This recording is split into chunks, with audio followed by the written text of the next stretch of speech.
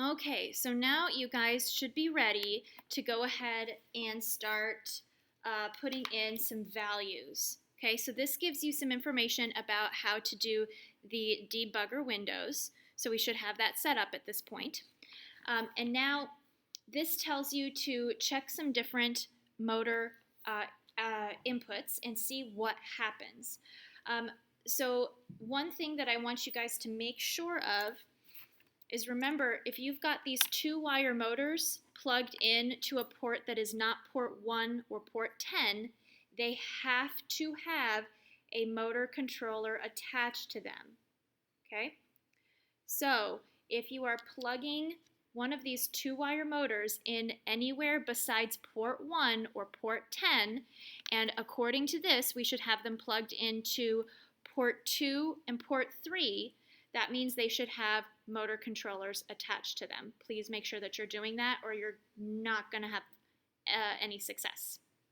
Okay, so you are literally going to be typing on here, and I'll just let you hear what's going on. Well, you won't be able to hear anything, but you're going to try typing in different values in this power section here. Try typing in some different values where these different powers are. So see what happens if maybe you put in 86 there, and see if you put in 215. See what happens if you try going negative 127. What happens there? What happens with your servo motor, and also what happens with your regular motors? Try typing in those different values. And this will walk you through specifically what you should be doing. So you're going to be dealing with your regular motors, and then and see what happens there. And then it's going to get you into the line followers and potentiometers. That's going to be under your sensors tab. So go to this tab here. So this one says sensors. And so you're going to see there's all sorts of different numbers showing up for the sensors as well. You've got different types of switches that are plugged in, and you're going to see what happens to those when you start doing things to them. You can scroll down. There's a little scroll bar over here, if you guys can see. So you can be scrolling down, and there's a few more things there, so it's not just all up here. And if you're seeing nothing, make sure that you're scrolled all the way back up to the top.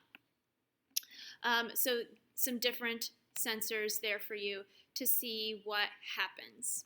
Okay, so you're looking at what do these numbers say when you do something to the sensors. How does that number change? So when you do something to the sensors, that is called an input, because you're putting information into the sensors.